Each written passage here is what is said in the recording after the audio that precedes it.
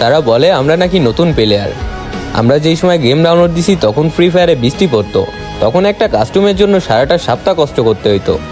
সেই কি তোমাদের মনে আছে পিকের ছাদের কথা, বা ফ্যাক্টরির সেই ফিস্ট ফাইটের কথা? এখন হয়তো বা এরা নতুন শুনতেছো তোমরা। হ্যাঁ, তোমরা নতুনই শুনবা, কারণ নতুন প্লেয়ার যারা আসো তাদের এই সম্পর্কে কোনো ধারণাই নাই।